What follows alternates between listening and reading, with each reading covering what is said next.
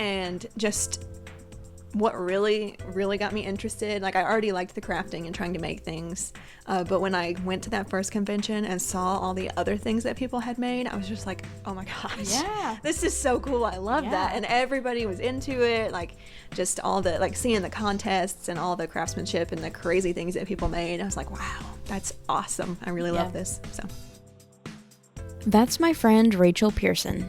Rachel is an incredibly dedicated cosplayer with a deep love of costuming. Rachel is known on Instagram as Jedi Variant Cosplay and has replicated the costumes of characters like Padme Amidala, Sylvie from the Marvel show Loki, and Jinx from Arcane.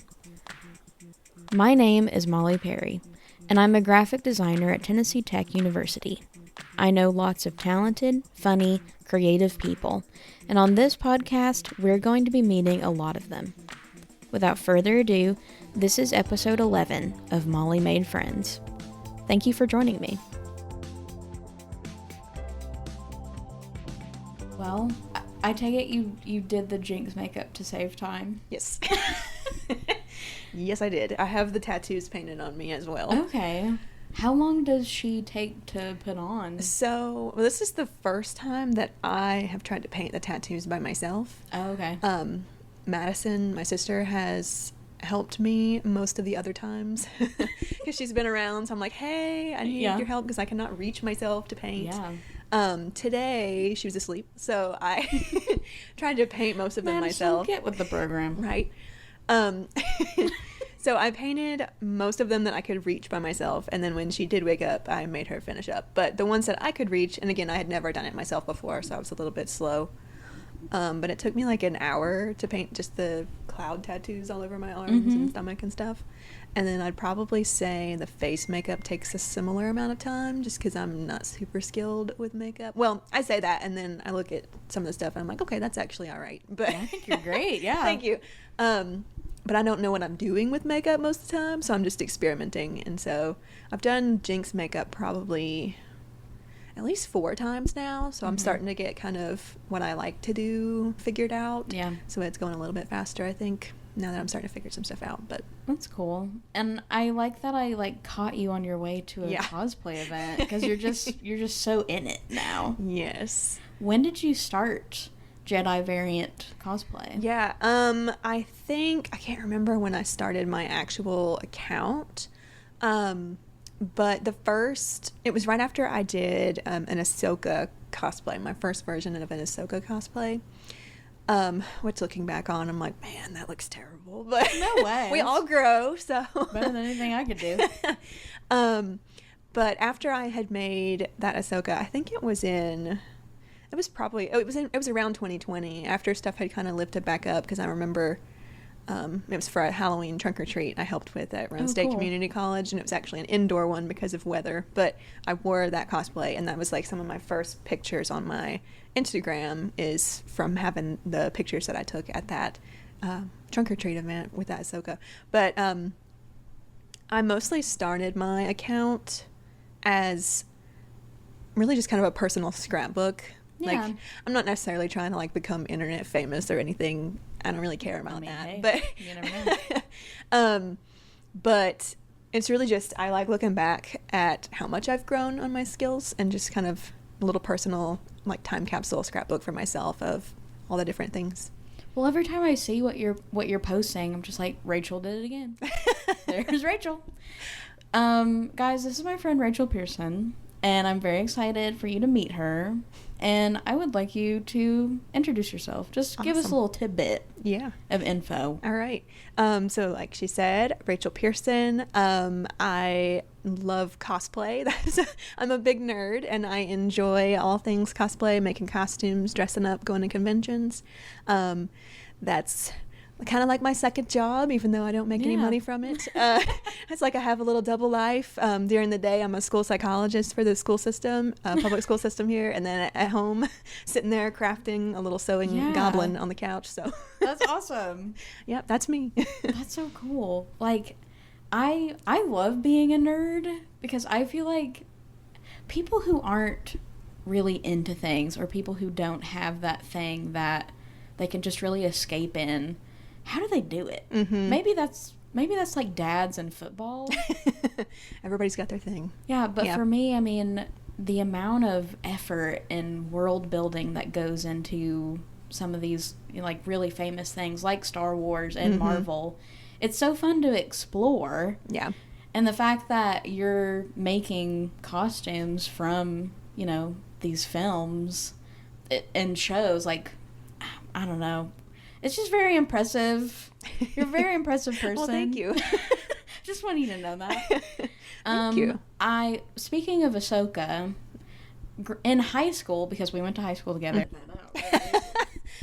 I remember whenever the first of the new Star Wars movies came out, I was like, Rey looks exactly like Rachel. That'd be a great Halloween costume for her. And whenever you finally did it, I was like, see, I was right. Yes. That's just Rey. Yeah, and I kind of want to give you credit to that too, because I feel like that was my first, what I consider to be my first cosplay. Okay. And I was kind of motivated to do it since you said that I looked like her. Yeah. I was like, okay, well maybe I'll do an outfit. But that was the first outfit that I really considered to be my first cosplay, that I actually sat down and researched, looking at things up close and researching methods on how people make things. There's a material called EVA foam, or like craft foam. Stuff like they have those floor mats in like workout gyms and stuff made out of that thick foam. There's different thicknesses.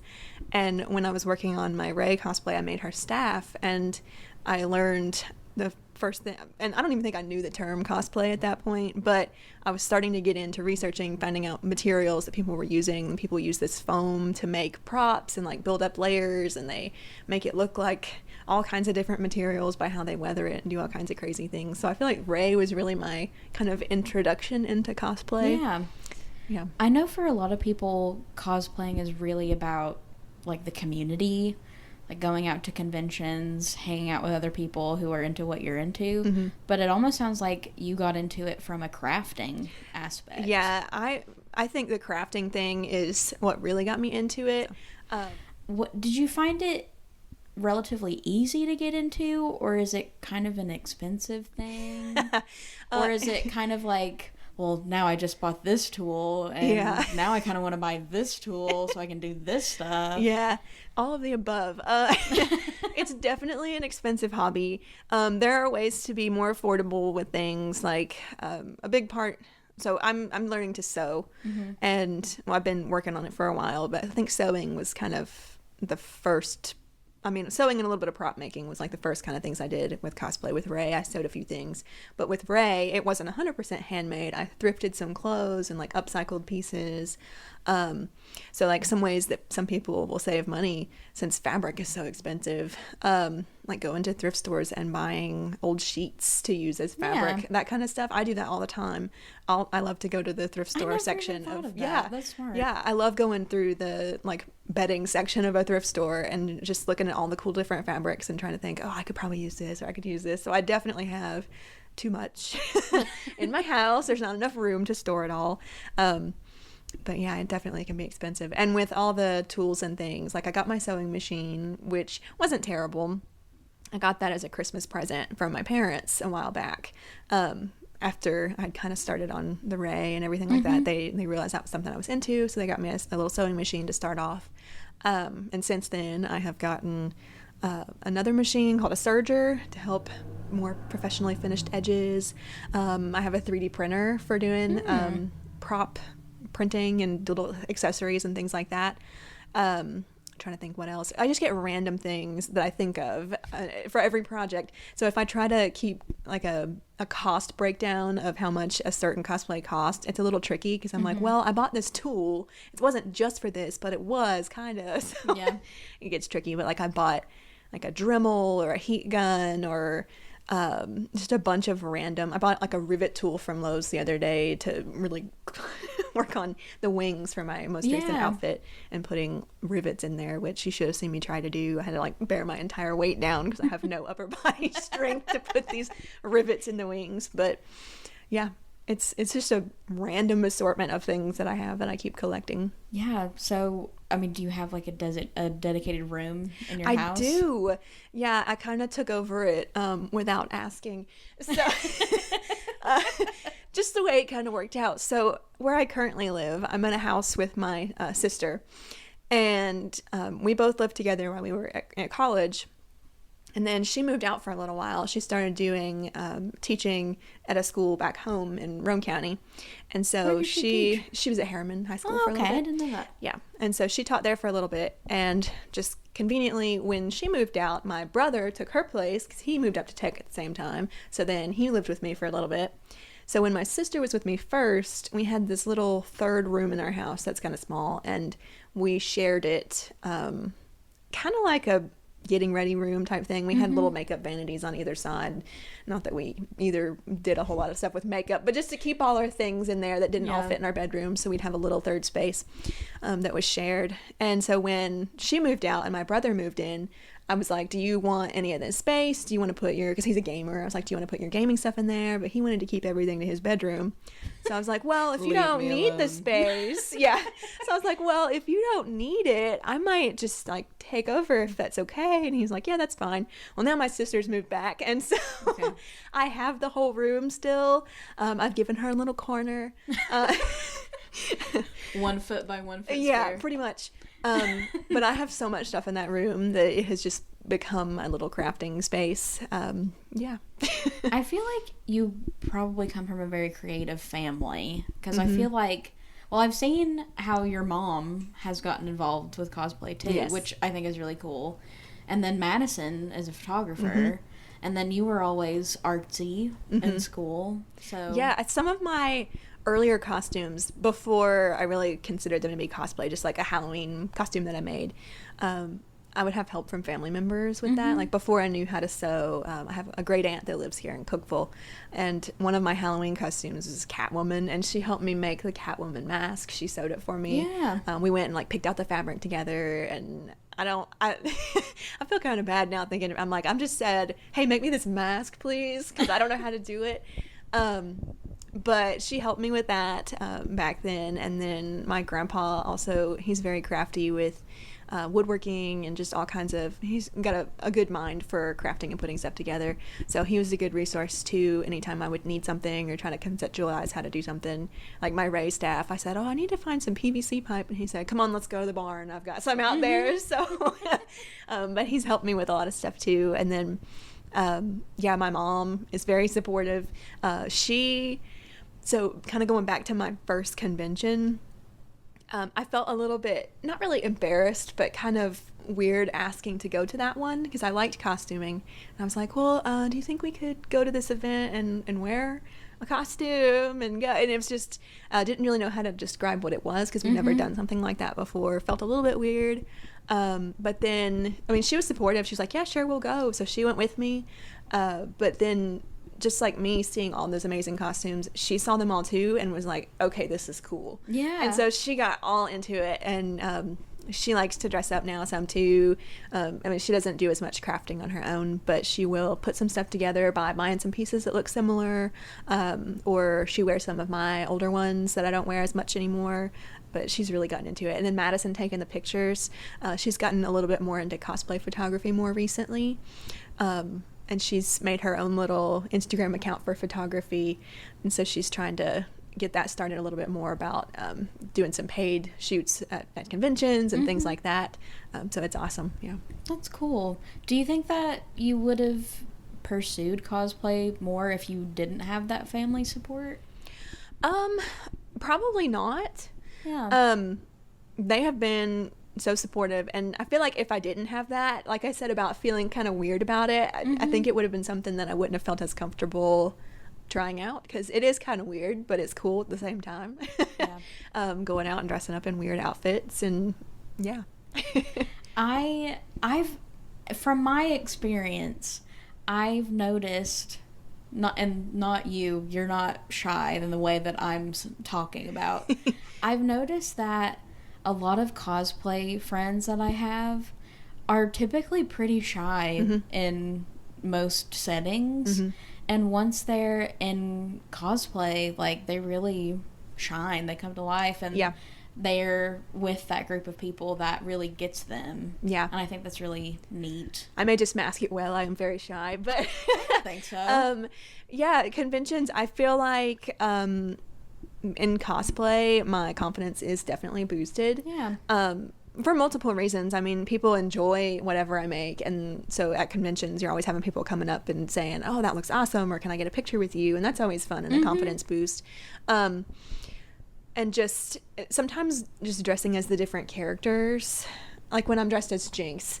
I made a video revealing my Jinx cosplay from a convention last year, and it was funny. The comments on that video was like, wow, I can just like tell, because I did a transition where it was just me in regular clothes walking, and then it switched over to me and Jinx walking, and comments from people that I do not know at all on TikTok said stuff like, you can just see the confidence boost when you changed into Jinx. And I was like, okay. Yeah. Just the different characters making you feel more confident, or trying to embody a little bit of the spirit of that character when you're wearing them. I don't get so much into the like hardcore, like the play aspect of cosplay, like trying to act and stay in character. Like I don't do that as much. Yeah, I don't do that as much just because I'm too awkward. But but I do just love making the outfit and, you know, doing the photos and showing off my work and looking at everybody else's awesome work too. And I'm sure, I'd say that finishing a cosplay is probably like the greatest feeling ever. Yes, except some of them, it's like they're never really done.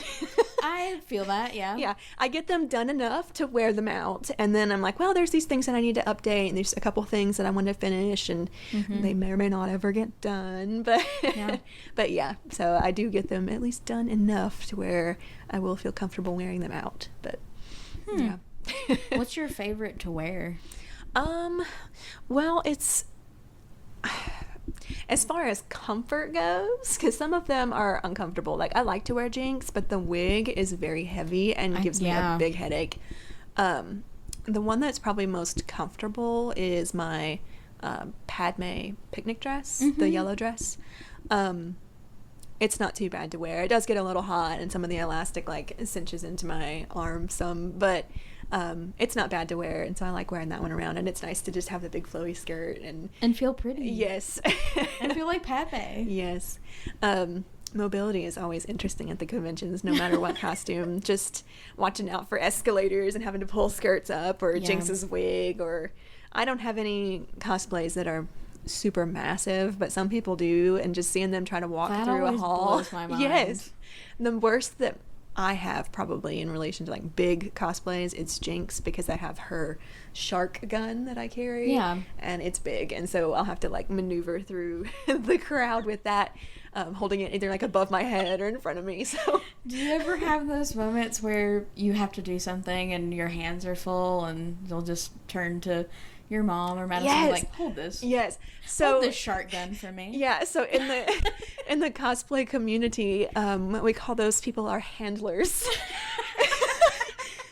Yeah. My mom is definitely my handler. She goes to every convention with me. She usually will carry a bag because my cosplays will. I'm like, I don't want the effect to be ruined by carrying a backpack or whatever. So she'll carry things.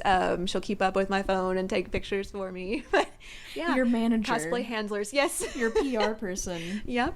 Wow, that's awesome. Yep. Okay.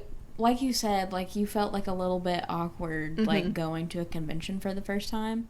I feel like there's probably a lot of people out there who feel that way because maybe they don't know entirely like who the event is for and if they would be welcome there. What would you say to someone who is interested in going to a convention? I would say, even if you are hesitant about cosplaying for your first time, if you want to just go and see what it's about, just as an attendee without dressing up, go do that. I get with what you were saying, like feeling kind of weird not knowing who the audience is for. I felt that way some at the beginning, especially with some of the conventions. Like, I am not very experienced with anime, and I don't know a whole lot about anime. I'm starting to get more into that now. There's so many of them. Yes, yeah. So I'm starting to get more into that. Those crazy names. But I am starting to get more into that just as I've seen a ton of different cosplays, and it's kind of piquing my interest into these different areas.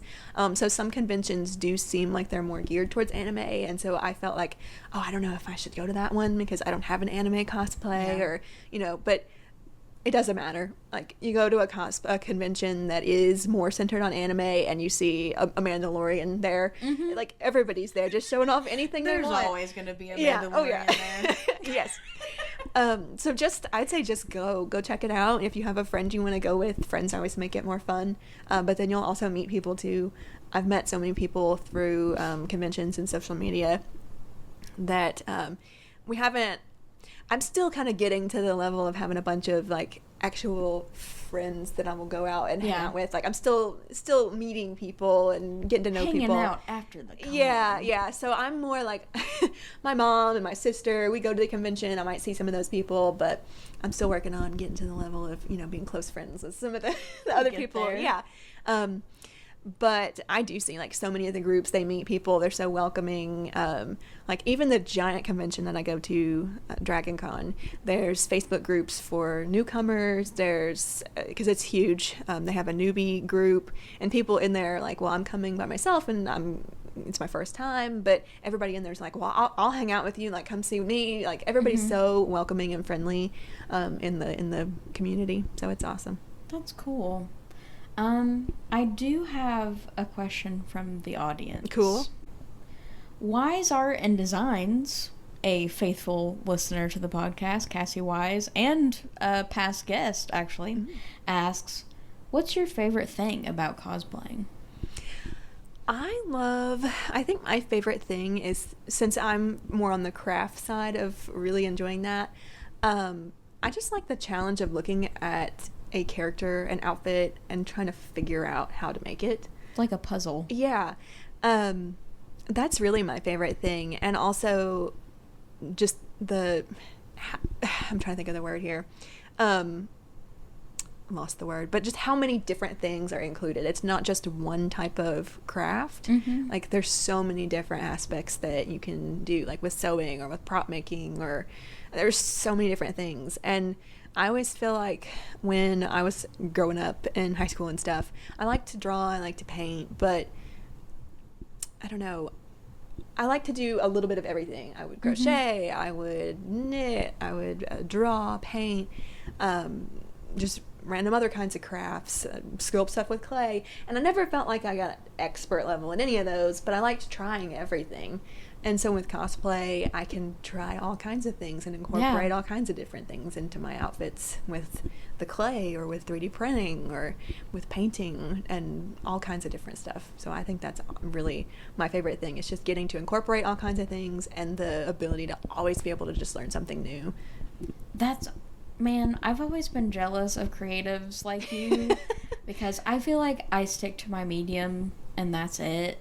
But I could see how the exploration of all of it and the learning could be fun. And it probably keeps things new and interesting, too. Yeah. I mean, and expensive. But yes. Like, I really want to learn leatherworking next, which is a very expensive thing. But it would be so cool to be able to make some, like, leather accessories and leather props. But that's a future project, a future learning, Have exploring. you ever thought about making things to sell?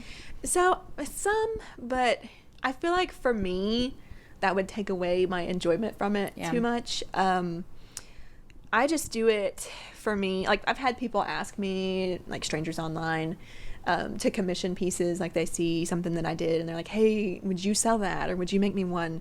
But it just stresses me out too much to make something for somebody else.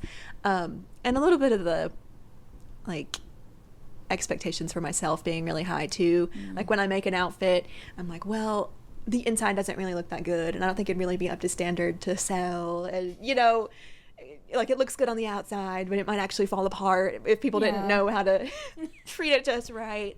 But I don't know. I enjoy it as a hobby, and I feel like if I started selling stuff that I don't think I would enjoy it the same way, trying to make stuff for somebody else. I have not really commissioned, but in the past I have done a few things for other people, like a little painting that somebody had asked for, and that's fine, but it just always stressed me out so much.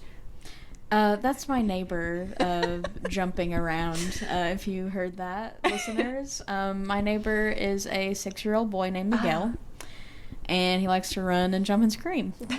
But anyway, I can relate to that because, I mean, I do my vending events like 3 to 4 times a year, and I do have a lot of fun, like, playing the little, you know, market person, setting up my little store for the day. But in terms of making things with the intent to sell them, I do find myself not really making things for me anymore. Which I'm trying to change that. Details to come. But yeah, I can understand that.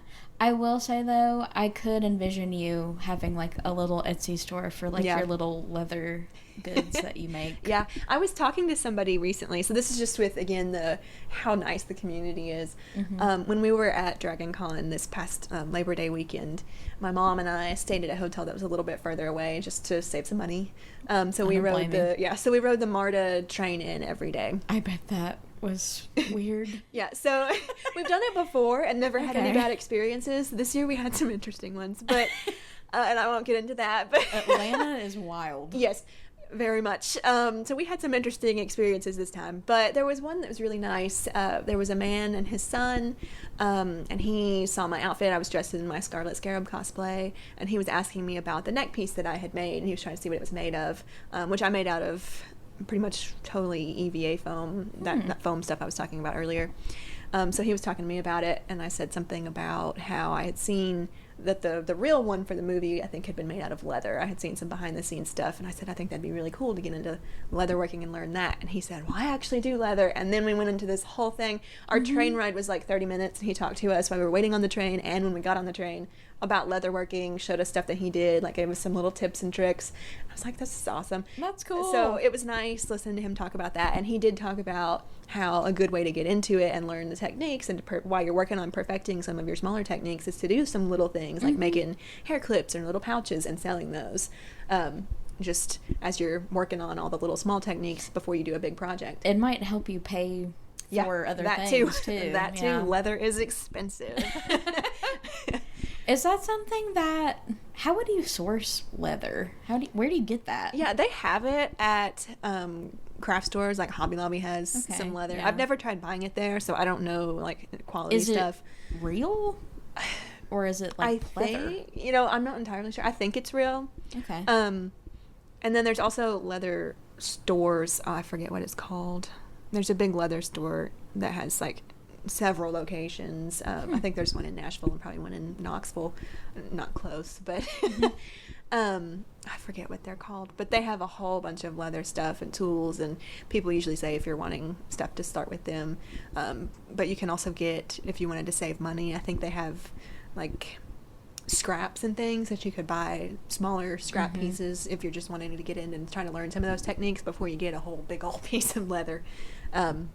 But yeah, I haven't done a ton of research yet into all of that. That's just something that in the future I would like to do. But that's cool. Yeah. And I know that you will do it. Yes. Because you're that kind of person. That's so cool. Okay, whenever I think of conventions, I mostly think of YouTube videos of, like, my favorite voice actors or something at a panel talking to all the guests and stuff. Yeah. But I know that there's probably way more to do than to go to, like, little panels and things. What all happens at a convention? Yeah, typically? So there's so many different things at conventions, and I mean, it depends on the convention too, but there's a lot. So aside from just panels with, like, voice actors or actors in, like, live action things, there's panels that fans put on about topics that they enjoy. So there might be panels about cosplay construction for the people that enjoy that, or about photography. So there's a bunch of things, especially at these smaller conventions, that are just put on by convention attendees. They sign up for panel ideas and submit things ahead of time, and then they do their own little awesome panels about all the different interests. It might be just one to talk about a specific anime that everybody likes, or if there's a new season coming out, talking about what's about, like, you know, speculating or getting hyped for what's coming out. Yeah, so there's all of those kinds of panels too. There's cosplay competitions, which I always like to watch and participate in if I can. Just walking around and seeing all the cool outfits and everything that people are wearing around. For me, I do try to attend a couple panels, but I find that I just wander around the entire time just looking at everything. There's so much to see, probably. Even at the smaller conventions where it's like, well, I've walked the same room 20 times, I'll walk it again and just because I'm like, well, maybe there's another costume I haven't seen yet. And usually there is, because people are coming and going at all times with cool outfits, and some people will change multiple times during a day. That's into awesome. Different things. Yeah. And then they've got vendor halls, artist alley, so there's a bunch of vendors and artists that'll bring things that they've made. A lot of things are themed to fandoms or just really cool things. So lots of people will spend all the money in the artist alley. I try to steer clear of that just because I'm already spending so much on my cosplays, but I do love to go look at all the art, and occasionally I will buy something, but there's a bunch of really cool stuff. What's the coolest thing you bought at an artist alley? So I have a mug that has a dragon on it that was, I think the lady she's from Tennessee. I can't remember where she's, maybe Crossville. But I really love that mug. It's just really pretty. It's like blue and just hand sculpted with the dragon on it. I love dragons. They're my favorite things. But yeah, so that one's one of my favorite handcrafted thing that I've gotten from a convention. And then I've also enjoy, people will sell little 3D printed things. So again, with dragons, they'll have these little like articulated dragons that'll like wiggle around, like they can move. That's cool. And so I've bought some of those before, and I'm trying to think what else I've bought. I've bought like prints from some people of art. I bought a Jinx print at my last convention when I was Jinx. There was a Jinx and Vi, just an Arcane poster print that these ladies did, and I really loved that, and it was pretty, so I bought that. I'm trying to think what else I've bought. Some stuff might have been not like handcrafted by some artists, like some more mass-produced things. I did buy this one really big, like Doctor Strange, kind of, I don't know how to describe it, like fractured kind of image with all this really cool, like the way that all the really bright colors are just create his face, but it very mirror dimension-esque if you watch Doctor Strange. Yeah. So I have that in my room. I do like lots of like drawings and paintings that people do and prints there. But now, you mentioned that there is some weirdness that can occur at conventions. Yes. And I'm sure that you are aware that sometimes there's some potentially like creepy things that can happen. Our mutual friend and former guest of the podcast, Rebecca Vaughn, asks, do you get any freaks bothering you? Luckily, I haven't had any really weird, uncomfortable experiences. I know it definitely does happen, and I see posts about it from conventions that I'm at where other people have weird experiences. Like, I know there's been issues at the Knoxville Fanboy Expo with people, like, there's a big thing in the cosplay community. We put out, like, cosplay is not consent. Just because you're dressed as a character doesn't give other people the right to come up and like touch you without asking, or treat you like that character because you're not that character. Yeah. And people will be weird. I haven't really had anything weird. Some like mildly uncomfortable comments. Like, I was dressed as Padme in the white like cutoff outfit where she's in the arena. So it's like a crop top. And tight pants. And I did have somebody at Dragon Con, this was just a silly comment, but he was like, as Anakin is, he's like, I'd murder some women and children for you, Padme. And I was like, okay, thanks. And I just walk away. Leave the younglings alone. Yeah. So I really haven't had any like big uncomfortable things. But I do know it definitely happens. People taking pictures of girls creepy or of minors and things like that. That's what I mostly hear about is, you know, creepy old man photographers who come in. So there might have been, actually, now that you mentioned that, it reminds me, my mom and I went to the like medieval fair in Harriman or the Renaissance, whatever you call it. That was the first time we'd ever been. Ooh. And we did have one instance where this older man came up and was like, let me take your picture. And we were like, okay, because I mean, people take pictures of you in outfits all the time. Yeah. So I was like, okay, but it just kind of got a little uncomfy. And I was like, I don't know what he's using this picture for, because he like got up kind of really close and like did some weird, I don't know how to describe it really, but it was just kind of like, I don't know that I really like that he has this picture now, but he was just kind of odd. But yeah, that's probably, awesome. Yeah.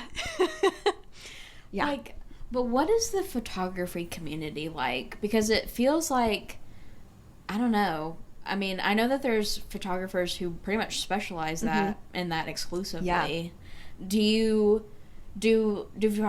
Gosh, I can't talk.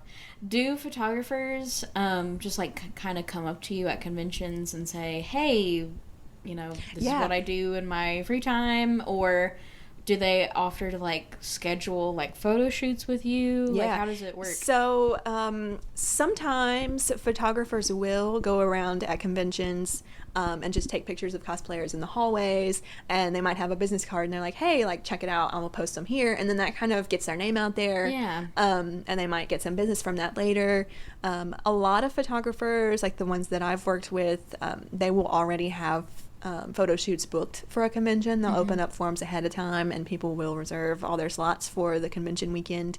So there's not a whole lot of like, well, it just depends on the photographers. Some photographers will do like a free photo shoot at the convention just because they just want to take some pictures and they don't care. A lot of others, it is their business, and so they will book ahead of time, have scheduled photo shoots. And those are always fun. I like to try to schedule one, especially if I'm wearing a new costume that I haven't worn before. I really do like to try to schedule a photo shoot with a photographer. It helps motivate me. And I know at least one thing I've got on my schedule for that day that I'm like, at this time I will be here, because the rest of the time I wander around aimlessly. So that's nice. But working with the photographers is always so fun because, and I mean, there's all different skill levels of photographers, but I really enjoy working with the photographers that are good at posing. And because I am not good at posing myself. I don't know what to do with my hands. I just stand there. I was just about to say that. I don't know what to do with my hands. Yeah. And so the very first photo shoot that I did like at a convention was at Dragon Con, and it was with a photographer. It was very expensive, but she's very good at like composite editing and adding in special effects and different backgrounds and things like that. And that was when I did my Sylvie photo shoot. So she added in like some magic on my hands, and it was really cool. But that was my first ever at a convention cosplay photo shoot. And she was so good at posing, just these small little things. And she was so personable, and like it just made me so comfortable in the photo shoot. And so I love working with photographers when they're really good at making the cosplayer comfortable and getting you posed right, because they have like, they'll come in, especially if they know what you're going to do ahead of time, they'll have poses in mind. They'll have a vision board they made or a mood board that they put together. Yeah. And so that's always so helpful because I'm already anxious and nervous about doing a photo shoot, and so they can come in and they get you more casual and like a light-hearted mood, and they'll be like, oh, you know, do this and just move your head slightly this way, like air in the chest, like they'll do all these things, and it's just awesome. So most of the photographers I've worked with are really good with those kinds of skills, and it's awesome. It definitely makes me more comfortable, and I can see how it impacts the photos too. Yeah. So what kind of characters are you drawn towards? It's really random for me. I feel like I do kind of gravitate towards some mainstream type things, but I like to do some lesser mainstream characters too. But it's really just a character from a series that I really enjoy, that I think has an awesome outfit. It's really just kind of that for me. So do you choose it for the outfit over like a connection to the character? It's more, it's a little bit more of a connection to the character paired with like the outfit's really cool. Yeah. I like outfits that are a little bit more complicated. Like, I don't know, things that don't look like normal everyday clothes. Like I want to go out there and make all these random weird things. I don't like to cosplay characters if I don't know the character. Like, for example, my sister was talking about different characters from League of Legends, and I don't play the game. I'm not a gamer. I only know Jinx from the show. And actually, my sister was kind of the first one to say, oh, you should cosplay Jinx. And she's like, we should do like Jinx and Vi together because we're sisters and it'd be appropriate. And I was like, well, if I did one, I'd probably want to do Jinx, but I didn't know the character. So I went and watched the series and was like, oh, she's so cool. Okay, now I want to do that for sure. But yeah, so other characters, she'll say like, oh, you should do these skins of these characters because they'd be really cool to make. I'm like, yeah, they do have really cool outfits, but I don't know them. I don't have any kind of emotional connection to that series or that character. I don't know anything about them, so it doesn't really interest me that much. Yeah. Like, it looks really cool, and if other people make them, they're really cool, and I appreciate their craftsmanship. But I don't have that kind of connection to it if it's not something that I really got into and enjoyed watching, and yeah. Do you have a dream cosplay that you have That's in mind? such a... Like, if you had access to like a studio level costume department, who would you want to be? Yeah, that's such a tricky question because I feel like my dream cosplay changes like every day, and it's really just, and I don't know, it's not really a dream cosplay, but it's like my dream cosplay is kind of just whatever the next one is I really want to make. And it changes all the time. But I do really want to get to a level with my craftsmanship that I could make some really like pretty big ball gowns and stuff. Yeah. I just think those are gorgeous. Yes. And every time I walk down like the fabric aisles at Joann Fabrics and I see all these really pretty things, I'm like, oh, if I could make that into a dress, it would be so cool. And that's something that I'm not prepared to tackle yet. But being able to do just some big, elegant ball gowns with all these really intricate details, I think that would be awesome. So it's not really a specific character, but just kind of a dream skill or like kind of theme of characters. Like one ball gown that I think would be really cool to make that I see a lot of people do is Anastasia from the cartoon. Yeah. Her big yellow ball gown with all the details.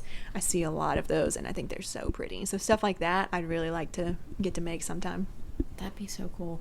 Do you feel yourself drawn to a certain like period in history clothing wise? Not really. I'm kind of all over the place with my stuff. I do feel like most of my cosplays are more from like modern stuff.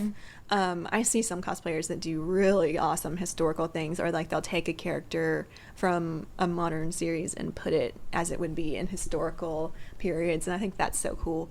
I struggle with the creative aspect of coming up with my own design, so I'm better at just straight out replicating something that I see or trying for that. But yeah, I'm kind of just all over the place with the stuff that I want to make. The next thing that I really want to make is a Doctor Strange, like a female version Doctor Strange. I want to do like his big cloak and robe, and I just think there's so many cool textures in there. If you actually look at it up close, there's so many cool details on that, and I really want to make a Doctor Strange. So I love that. What would Doctor Strange's female name be? I don't know. I'm sure he probably has one. Yeah, I'm sure there's a variant somewhere. I probably won't give it a name, and we'll just be Doctor Strange. But I've seen some really awesome cosplayers that do a more like female presenting Doctor Strange, and they'll have like a longer haired wig, still have that really cool like white streak in it. So I've seen some awesome ones that I'm definitely using for inspiration for when I tackle that. But that's one that's next up on my list. Honestly, you could do so much with the variant idea. Yeah. I mean, you can make a variant anything. And that's another thing too. Like I said, I'm not really creative at coming up with my own designs and my own things.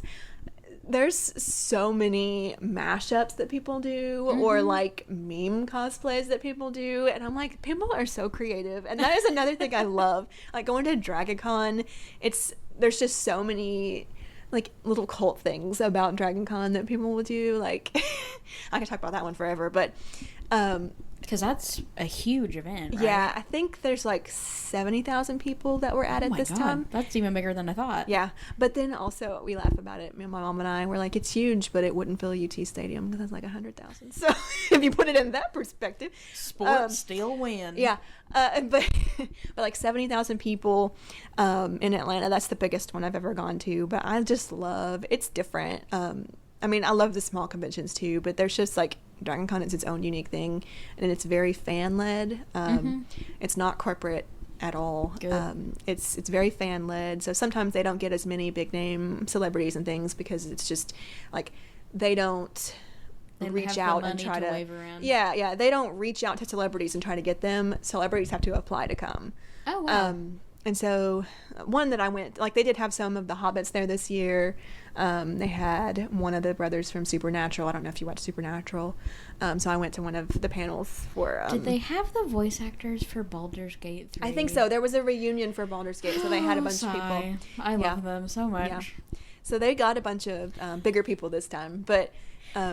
it's its own thing, and seeing all the creativity and the silly stuff that people make, I just love that. Like there's I'm trying to think of some silly stuff I saw, but there's like these little cults at Dragon Con. One of them is about a carpet and so like one of the hotels, this takes place at 5 different hotels, so it just takes over this whole couple of blocks. Yeah. And so there's 3 big hotels in the middle, and the very central one is the Marriott Marquis, and it has a really unique inside to the hotel, and so a couple of things have been filmed there, like part of the Hunger Games from the Tribute Towers is in there. And I think I feel like a scene from Captain America or something was there, but the big one is Loki from the Loki TV series. The TVA was filmed in there, so that's part of the TVA, which gets a ton of Loki cosplayers there every year because they want to get pictures in the actual TVA. But anyway, getting sidetracked. There's the Marriott. They used to have this carpet that was so unique and just like really vibrant, and it makes me think of like old bus seat fabric, if you know, like the really weird things that are like, oh okay, really weird fabrics. So they had this carpet that was multicolored, really iconic and very recognizable. So if you saw a picture from Dragon Con, or you saw a picture online and it had that carpet, everybody's like, oh, that's Dragon Con, we know where that is. Please don't tell me they got rid of the carpet. They did, and so that's why there's a cult. It all bring it back now. Yes, and so it all started, they got rid of the carpet.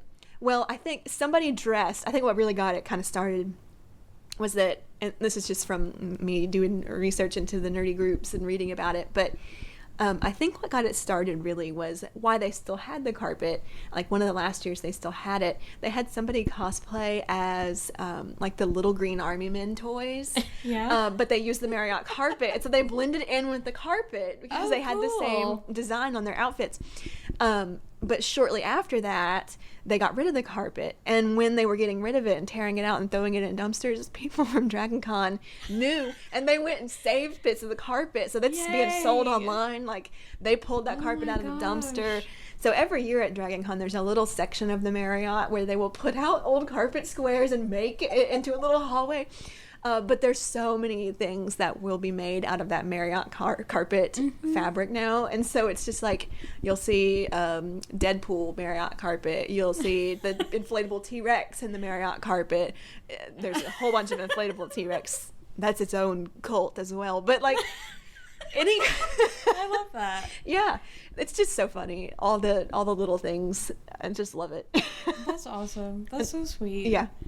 I think I remember seeing the Baldur's Gate crew there because on TikTok, the voice actor for Lae'zel, they're all British, but she has become infatuated with ranch dressing because they don't have it in England. So she's always, trying ranch. And they went to some diner in Atlanta, and she got chicken fingers to dip in my ranch. And it was just funny. That's awesome. I love those guys. A lot of the celebrities really enjoy Dragon Con too. Yeah. Like they'll come back year after year.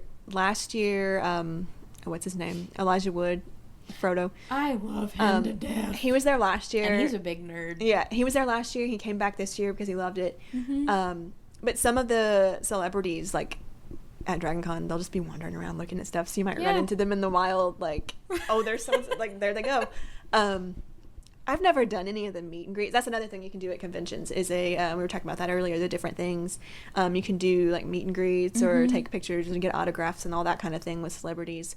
I've never really done that just because I don't want to have to pay to go stand in line and get an autograph. I'd rather just for 30 meet seconds somebody. of Yeah, interaction. yeah. I'll go to panels and listen to them, but I don't really want to go stand in line, and it just doesn't feel that authentic to me. Yeah. I'd rather, if I ever meet somebody, meet them in the wild, and that'd be fine. But but that's another thing a lot of people love to do is go and collect autographs. Like they'll try to get a whole bunch of Star Wars or a whole bunch of a certain series, or they'll have one prop that they get all these different people to sign. They'll take it around to every convention with them and get all these signatures on a prop that they've made or things like that. But yeah. I remember there was a documentary about Carrie Fisher and her mother, Debbie Reynolds, called Bright Lights. And it was when Carrie was still alive. It was around the time that Force Awakens was filming. So like 2015. And she was doing the circuit of going to different conventions and things. And it was interesting to see these people wait for hours and hours just for the chance to meet her momentarily and get her to sign something or to show her a piece of art that they made. And she kind of described it as being like the curator for this character that meant so much to them. Like half the time it's like they don't even come for her. It's to like catch a piece of that character in real life, which I thought was interesting. But you can tell like it's just very sweet, like how in love people are with these things. And I think it's honestly really moving that people take it upon themselves to like recreate an entire outfit from something, or like create this really in-depth recreation of some weapon or something, or to create something that you would think is impossible, like these giant things that somehow have a person inside them. Yes. I don't know how people get around on that. Like, I've seen some with people that are, like, inside a giant suit. They must be wearing stilts. Like, that's impressive to me. I don't know how.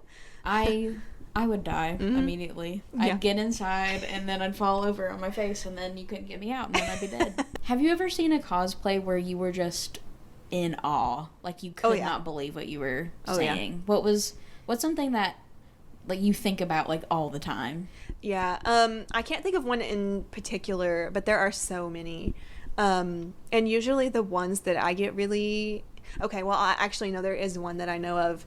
I've never met her in person, but she won at New York Comic-Con, like first place for, they do like this big cosplay competition where it's like international, and New York is one of the like qualifying ones. They have regional ones, and New York is one of the regional ones, and she won first place at the regional. I forget what her name is on Instagram. It's like Sarcasm Hime or something. It's a really intricate, I don't even know what the character is. I'm not familiar with the character.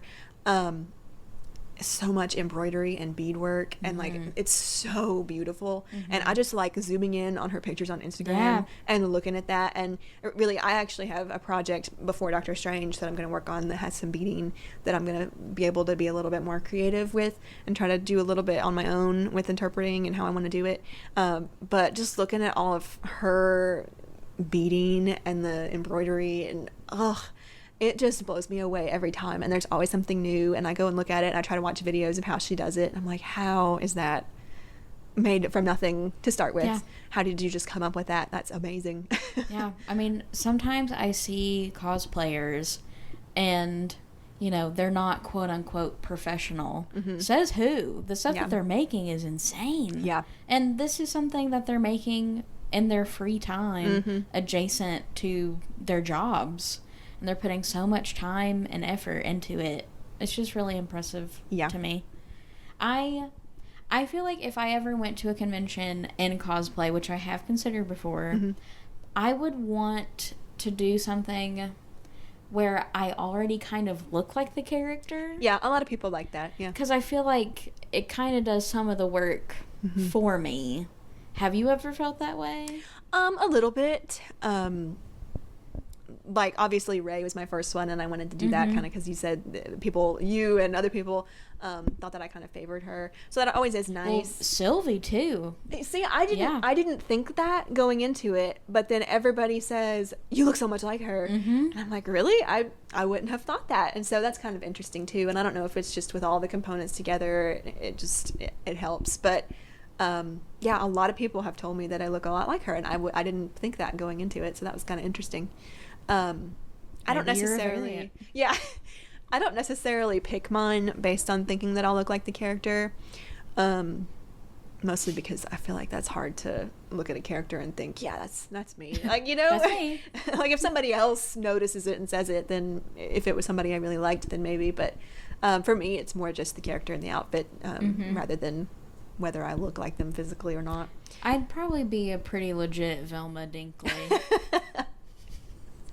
That's awesome. The only one I can immediately think of. Let's see. Okay. Say you are a week out from a convention. Oh gosh. Where are you at mentally? What kind of preparations go into something like that? Well, you can ask Madison. Usually I am procrastinating up till the last minute, which hey, me too. Yeah, so she gets on to me for that. But that's the life of a cosplayer. I mean, in all reality, everybody out there is doing that same thing, mostly. Everybody has those common experiences, but if I'm a week out, I am definitely what we call con crunching, trying to get those last things finished up, sometimes starting something that I have not started yet that needs to be done. Typically late nights, lots of late nights. There have been some conventions where I have pulled an all-nighter trying to finish something the night before, or as my mom can attest to from Dragon Con this year, I took Scarlet Scarab there and painted the beetle detail in the hotel room when I got there. You are far from the only one doing that. Yeah. Some people go so far as to like bring their sewing machine to the hotel room and finish things. I've never gotten to that point. I have hand sewn some things. Like I'll bring stuff in the car because I'm usually not the one driving if I'm going with my mom, because she's my con buddy. We go to everything together. But so if she's usually the one driving, I can work on some stuff in the car, like hand stitch on a little snap or something if I need to attach like a last minute attachment. I'm definitely con crunching up to the last minute trying to get stuff done. I'd say there's very few conventions that I have not done that for. So what is the atmosphere like in the hotel? Like, I'm sure everyone is there for the same thing. Yeah, so it's interesting. Some of the more local conventions, I don't stay the night unless I have to, just again, like money. The only ones in Tennessee that I have stayed the night for was one that I went to last year. I'm going to go again this year, Yamacon. It's in Pigeon Forge. And the hotel, so this was my fault totally. If it's Pigeon Forge, I'm picturing something pretty interesting. Yeah, well, this was more of just a my fault thing.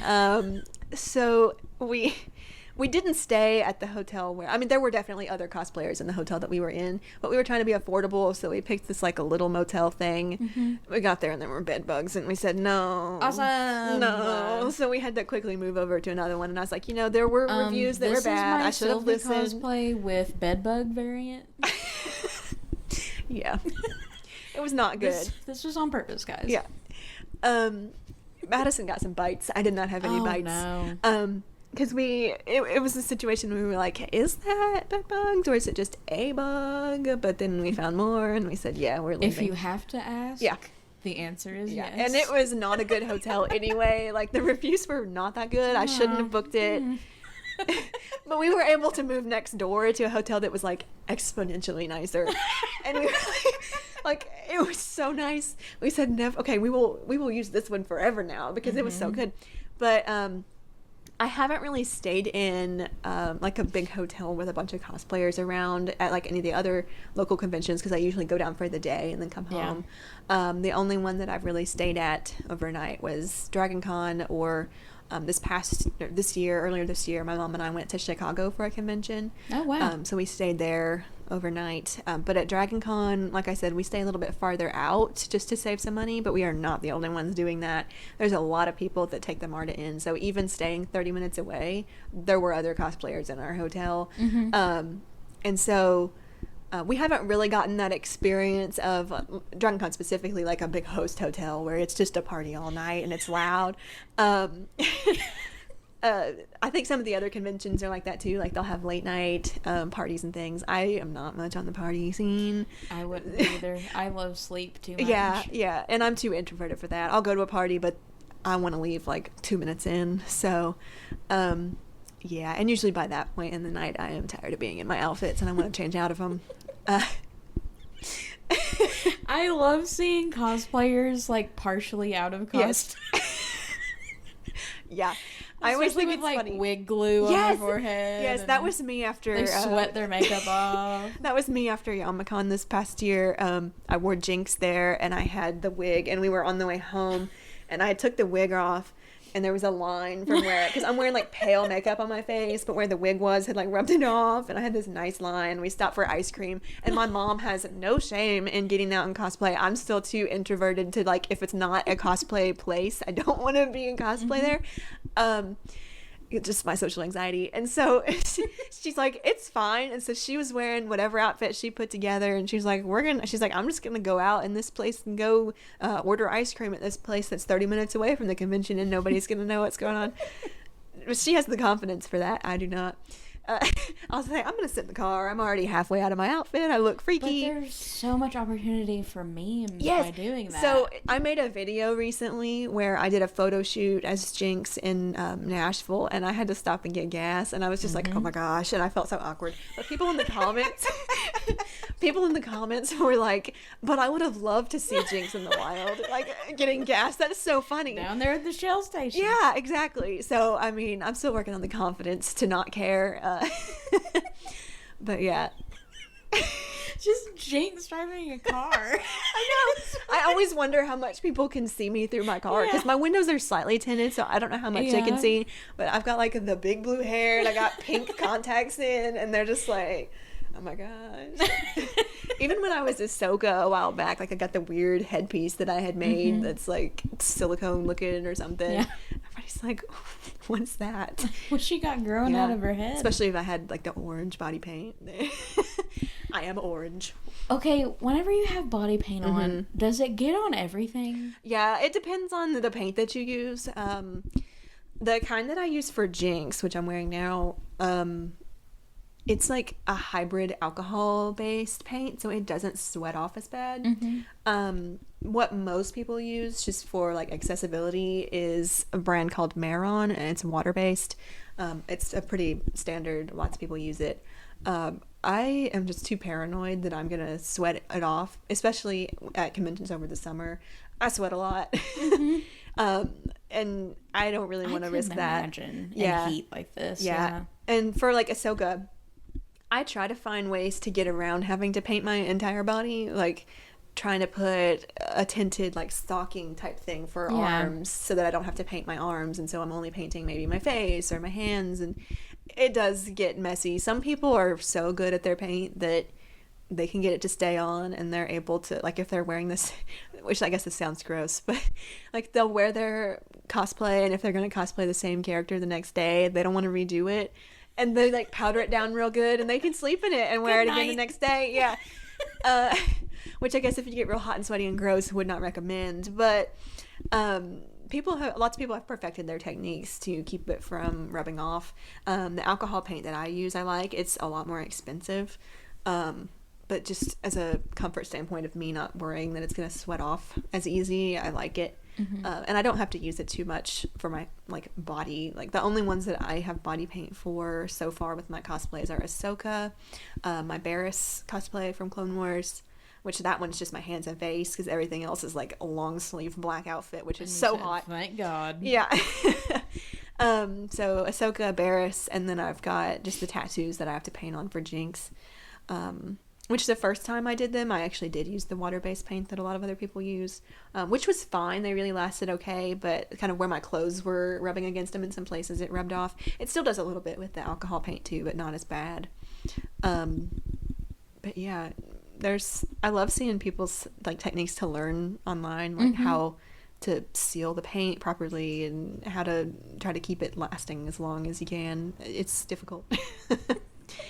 But yeah, my Ahsoka headpiece right along the edges where it touches my face is always tinted orange. I mean, it comes off pretty easy, but it's got some nice orange lines. Or my like bra that I wear under my outfit that day is probably gonna be tinted with some orange. And I'm like, yeah, like not body paint related, but I wore a pair of socks with my Scarlet Scarab, and the boots that I wore for the Scarlet Scarab were thrifted, and the inside of the boots was like flaking away and peeling and crumbling.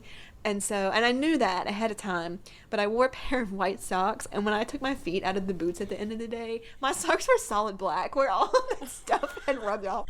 So clothes definitely get ruined from some paint or other things throughout the day. But so you don't always look like your photograph? No. No. Oh, that's funny. Yeah. Let's see. What else? I always wonder what I do look like wandering around, because like the photographs are the best looking that I ever look, and I'm sure walking around that I'm just like panicked and like a cryptid. Yes. Kind of blurry. Yeah. Oh, I love those kinds of cosplays too, though. Talking about like people that dress up as Mothman. There was somebody at Mothman at DragonCon this past year, and they were like really up high in the high floors, and they were just overlooking the hotel as Mothman looking down. He's the glowing red role-playing. eyes. Yeah. Was he caked up? I don't know. Have you seen the Mothman statue? No. The Mothman statue, wherever it is, I forget which city in America, it's made out of metal and has glowing red eyes, and it's pretty intense, but the guy who made it gave it the biggest butt, and he is just so caked up. And it's like, the people who've seen Mothman, they're not saying he was flying overhead and cloaked in shadow, but I got a great look at his butt. It was huge. Now people do. He took some liberties. Yeah, people do variations. Like I have seen a Mothman Playboy Bunny variation. I love that. Yeah, there's a party. I never make it to DragonCon on Thursday nights because it's a 5-day convention and I work. So yeah, I make it maybe late Friday night, and I enjoy Saturday, Sunday. But there's a party on Thursdays where everybody does these variations. It's a Playboy Bunny themed party, and everybody will make their cosplays into a version that's like with the little tiny bodysuits with bunny ears. Yeah. So I've seen some interesting ones that are kind of creepy, like I don't know if you watch Stranger Things, Vecna from Stranger Things, but as a Playboy Bunny. So and he's got all these weird veins and creepy looking monster texture, but in a little Playboy Bunny suit. So, yeah. Love seeing that. I love that. It's kind of like the whole Halloween is the sluttiest time of the year. Yeah. But it's it's cosplay. Yep. I love that. Yep. Embrace it. Let's see. Okay, actually, I wanted to ask, you mentioned at the start of the podcast that you're a school psychologist. Yes. How did you get into that?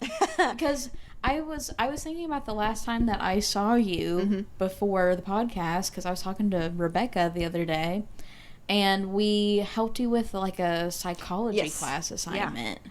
So what got you into psychology?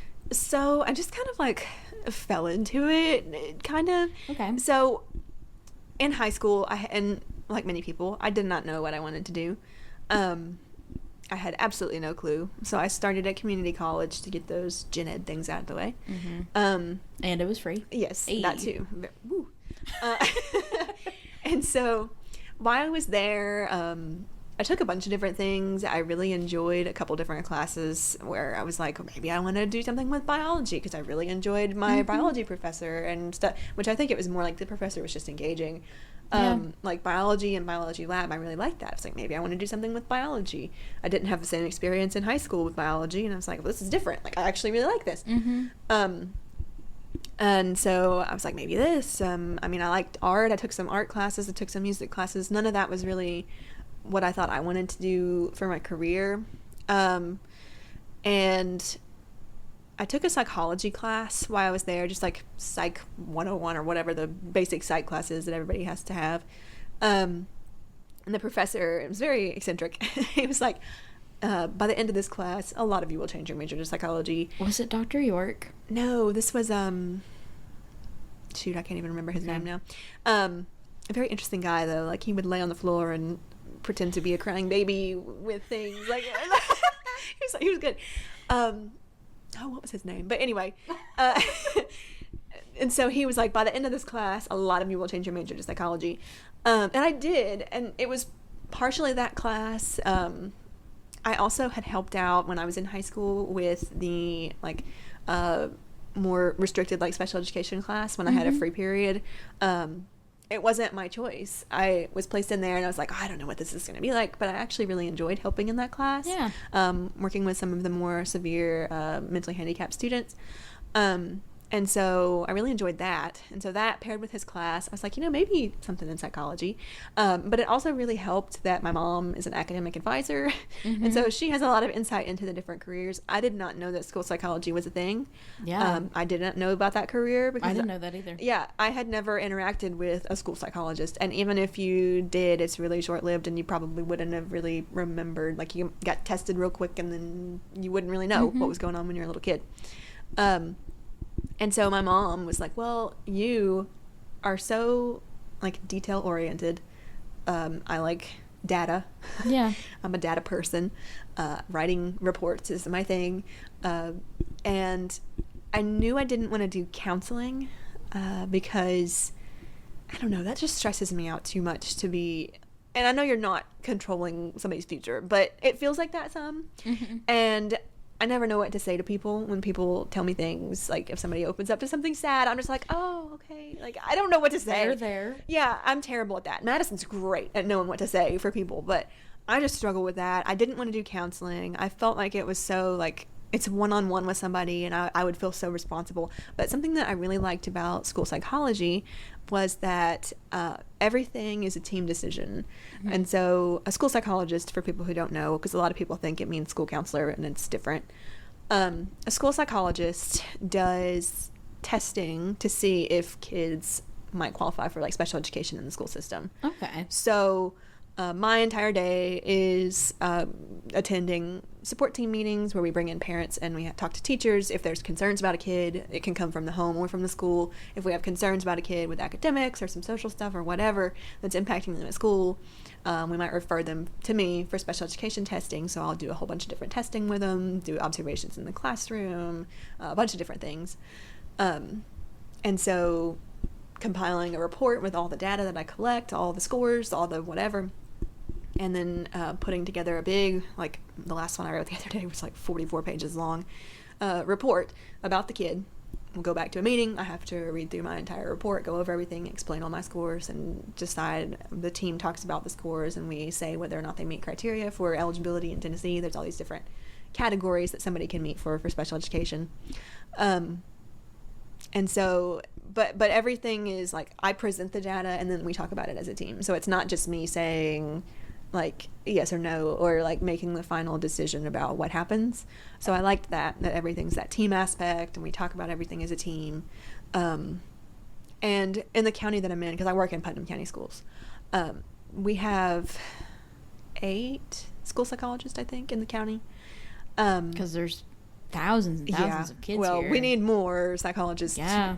Technically, the recommended, I think, caseload ratio for, like, how many a school psychologist to, like, amount of students in the school was like 1 to 500 or something, but we're more like 1 in 1,000. Yeah. I mean, everybody's like that, honestly, in the school system. Everybody's overworked. Both the ratios aren't. It's not just us, but anyway, what was I saying? It almost sounds like you're kind of like a mechanic running a diagnostic on a kid just to see where they're at. Yeah. And so we all look at that together, decide what they might need, whether that's special education or not, and then the team will work together to make that student a plan. So a lot of my day is meetings or testing or observations or report writing. But yeah. Have you noticed, I've been talking about this with people because we're of the generation now where we know what autism is and we're very familiar with it, as well as ADHD, a lot of things.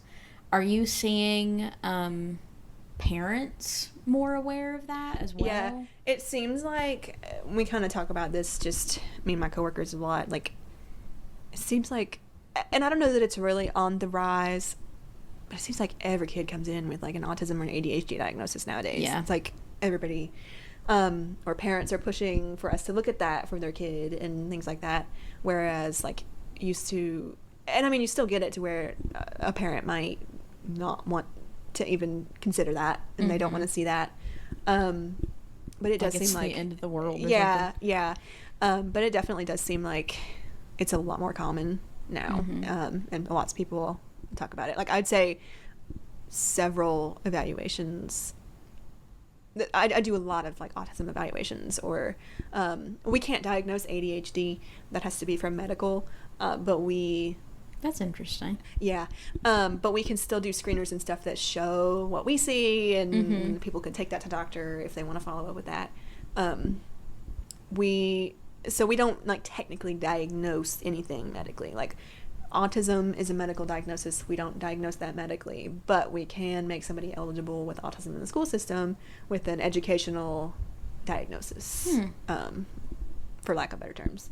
And so sometimes they don't line up. Like, you might have an outside diagnosis of autism, but the school criteria is more strict because you have to be like significantly impacted educationally by those characteristics. And if it's not really, because you can be very high functioning. Yeah. And so sometimes they don't line up.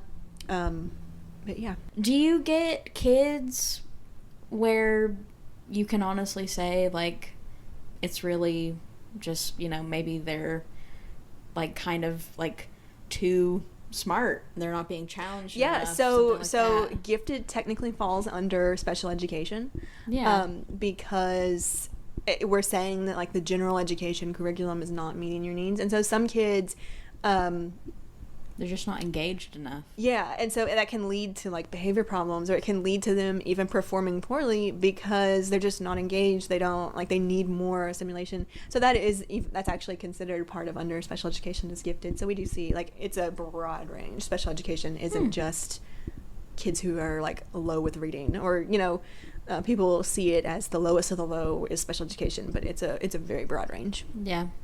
Huh.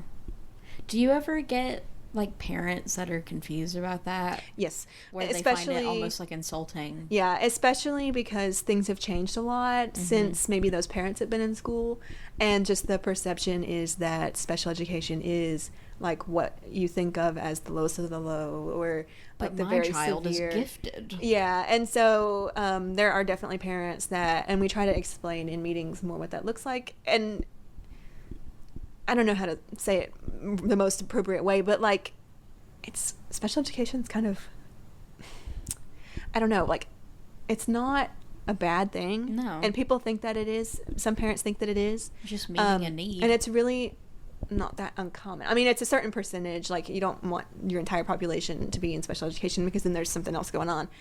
But like, a lot of kids have trouble with just reading, or they just need a little bit of extra support. And some of the special education eligibilities that we do, it's not like a permanent diagnosis or eligibility. Like, there's one called a specific learning disability in reading, and that's where, based on your data, you may for that. But you can work your way out of that if you close your gaps and make progress. Once you start making progress, you might not meet for that in them anymore. And all of the eligibilities are like that. Like, at some point you may make progress, you may mature, you may like learn coping skills, you may not need the special education anymore. And so some people think that it's just like, oh, well, now they're labeled as special education and they're just stuck, and that's not always the case. So are you working with K through 12, or are you working with younger kids? Yeah, so I can, as a school psychologist, work pre-K through 12, but the schools that I'm placed at right now is more elementary, which I like. I like the elementary age. So I'm at 3 different schools, and they all just happen to be elementary. I was at a high school last year, but we just have to redistribute caseloads sometimes based on where everybody's at. So, but I'm currently just in elementary right now. Cool. Do you prefer elementary to high school? I think I do, and the kids are fun. They also don't really know what you're doing. Like, once you get to middle school and high school and I pull you to do a test, they're like, what is this for? Like, they know, the kids in elementary school, I'm like, we're gonna go do some trivia and play some games, and they're like, cool. Like, that's cool. Yeah. Fine with me. Some of them, they're like, can you get me again later? I say, sorry, no. So yeah, I always like that. And they're so funny. Like the other day I worked with a kid, and he was like, I worked with him, I had to do multiple sessions with him to do all the testing that I had to do.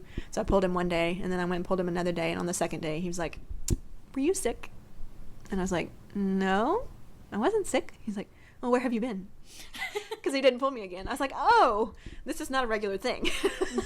It's like he just assumed, because so many things, and that's the thing too, it's so normalized in the school to get pulled for services or to get pulled for additional support that the kids don't even really think that much of it. Like they get pulled for speech help, they get pulled for reading help, they do a thing called Future Ready or their RTI. Everybody gets reading and math help to some degree during a time of the day. So some kids go to this room, which is special education. Some kids go to this group, which is a general education intervention.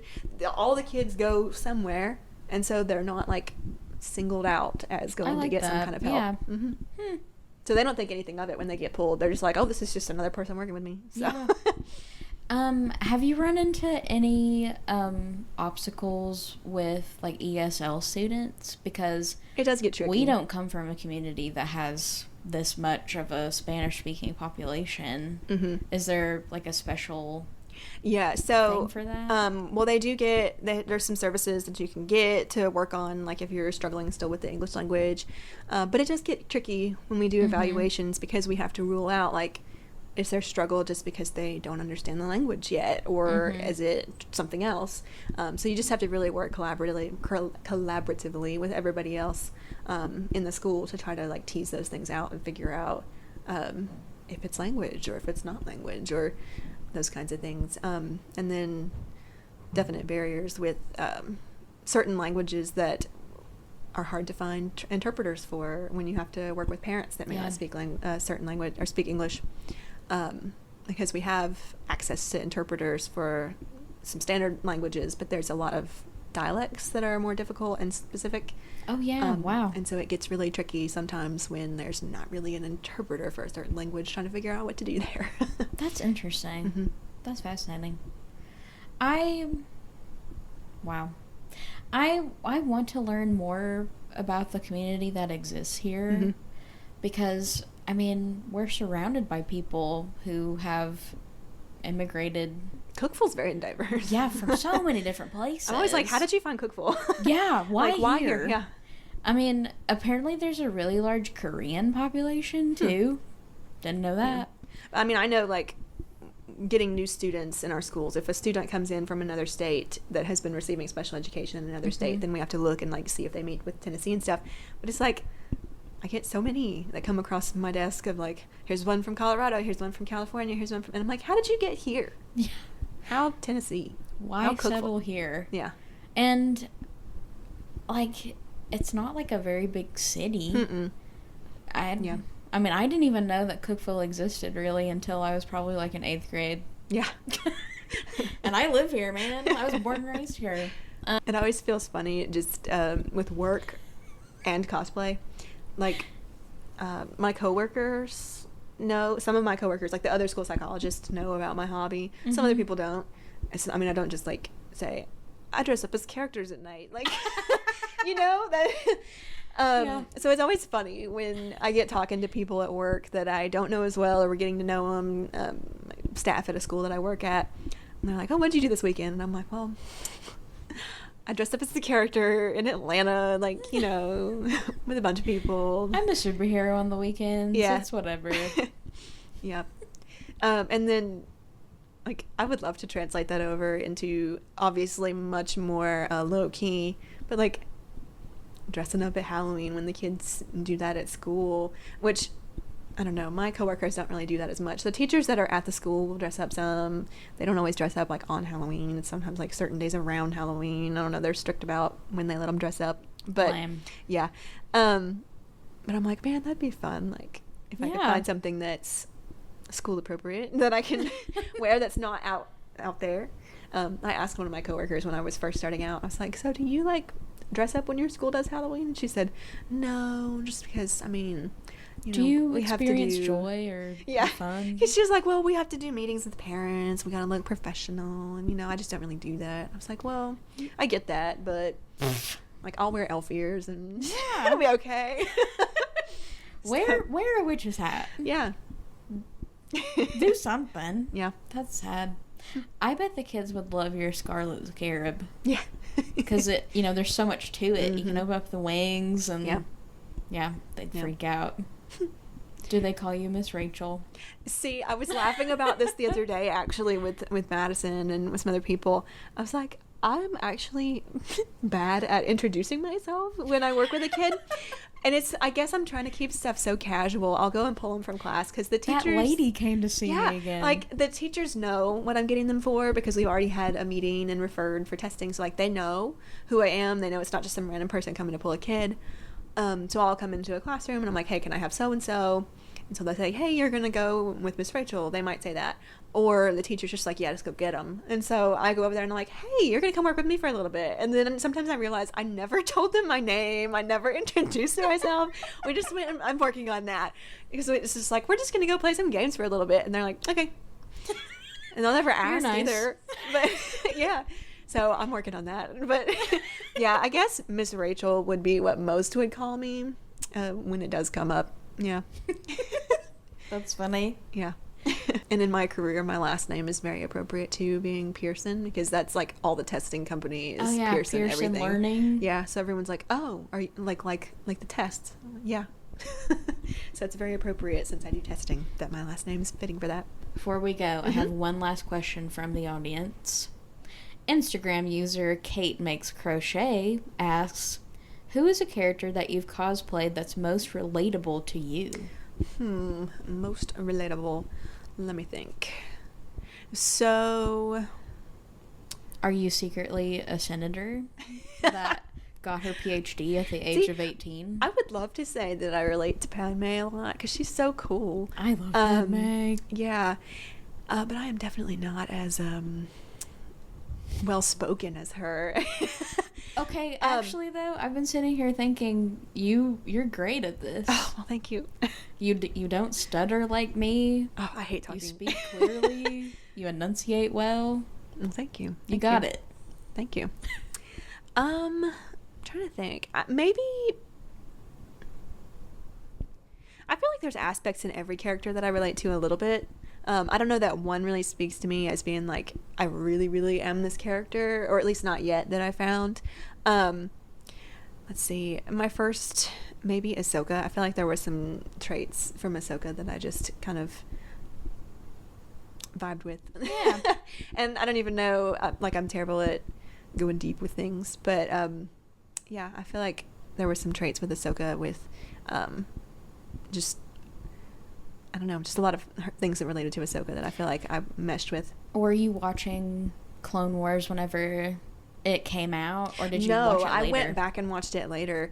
I forget when. It was when I was at Tech because I remember watching it at my house here is when I watched it for the first time. So it's been within the last few years that I watched it. I had never seen Clone Wars before. It's a great show. It really is. I will say there is another animated version that came out maybe 6 or 7 years before that one, and it was animated by the same team that did Samurai Jack and Powerpuff Girls, and it was really cool.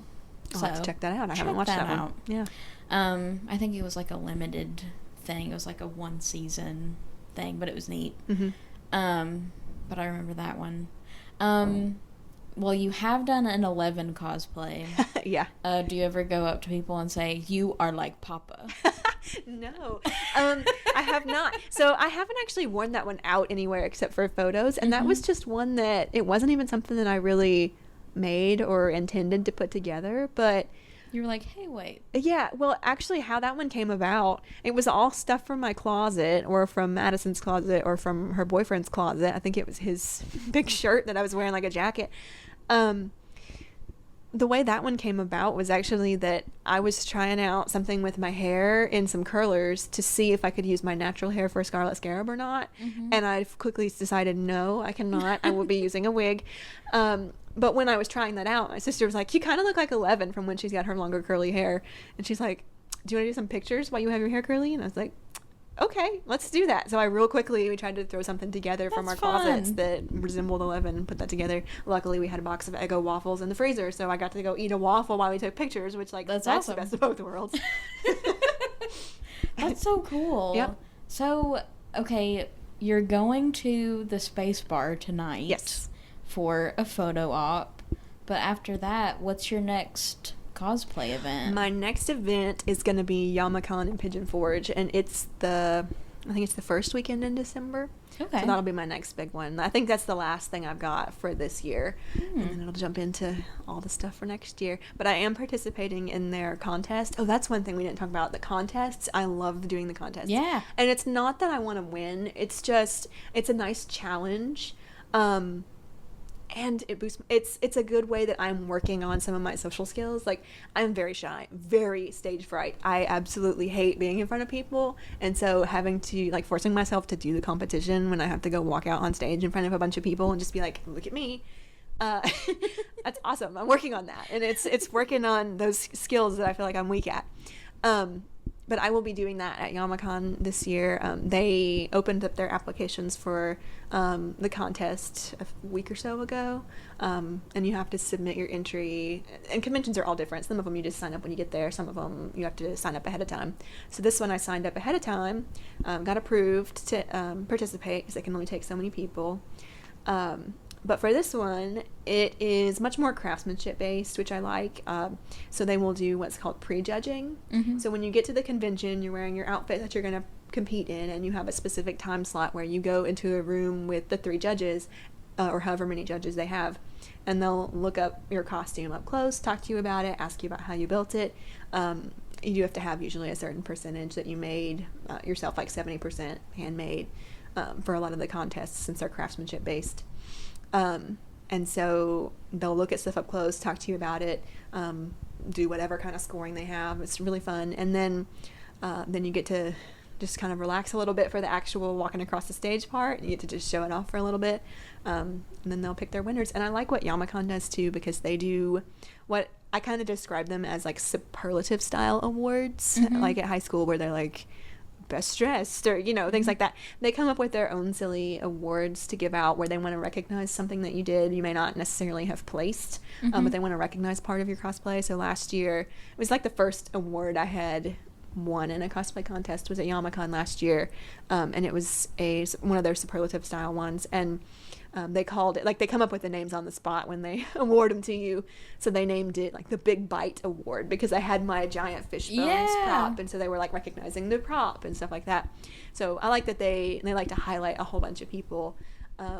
But the contests are a nice challenge because I have to up my game every time. And like I said, I'm not trying to win. It's a nice perk to win, but they're just fun to compete in and to see what everybody else makes there. And they do stuff too, like exhibition participation as well. So if you didn't make your cosplay completely, or if you bought it and you just want to show it off, or if you commissioned it from somebody else and you want to show off their work and you're not the one that made it, like, you can still do that, and you can walk across a stage and, you know, just do the contest, play and doing the contest. They might have their own awards for, like, stage presence for those kinds of categories and things. But I love the craftsmanship aspect and trying to get better and better at my skills, especially if I go to the same convention multiple times. Sometimes they'll have the same judges. So, like, this last year, I know one of the people that won in one of the categories, she, like, they talked about how much she had grown since last year and how they had really taken a lot of their feedback from the last year's competition and how she had just really grown. That's cool. I was like, that's awesome that's recognized, and like, they'll get up close and personal with your work, trying to make sure the inside looks nice and everything too. So you have a standard to hold yourself against. Yeah. And I like everybody's different. I like trying to replicate stuff as exact as I can.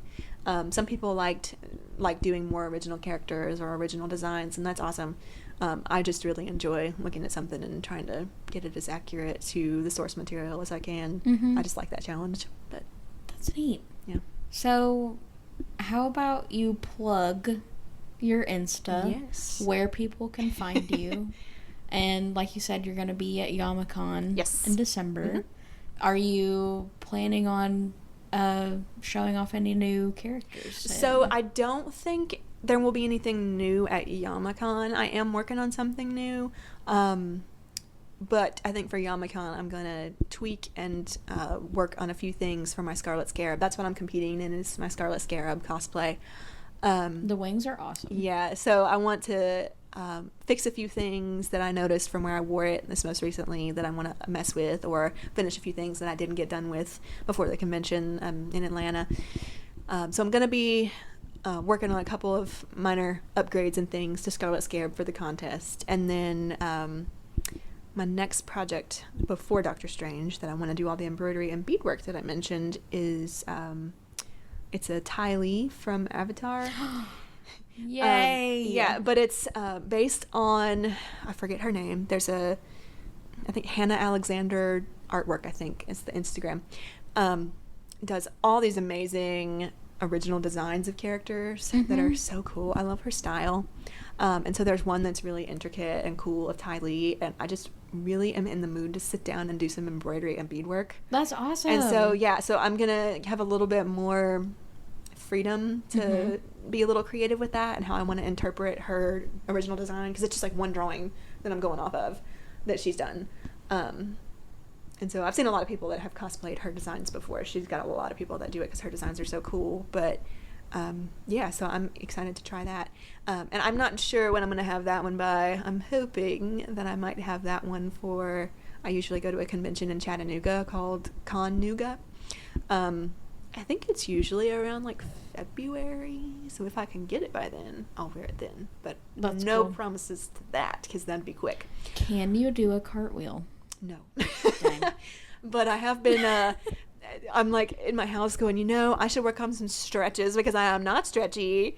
And, if You I can want. pose like that. Exactly. Like in splits or something. Yeah, I can't do the splits, but I'm like, maybe by Yet. summer. Yeah. Maybe. I could work on that for some pictures. But yeah, anyway, so I'm going to be going to Con-Nooga next year because I always go to that one. And I'm going to be checking out a KaiCon for the first year, which is in Lebanon, I think. It's up near Nashville, where they do all of the state fair every year at that big fairgrounds. Yeah. I've never been to that one, but the Tennessee crowd really enjoys that one, so I'm going to check it out. So those are my next conventions early next year coming up that Ty Lee will hopefully be finished by one of those. Shooting for a KaiCon probably. So, but anyway, so social medias, like you were asking, Jedi Variant Cosplay on Instagram and TikTok. I have a Facebook too, but I mean, that's just so that I can post the same stuff in multiple places. I don't really have that much of a following on Facebook, but I am there as well.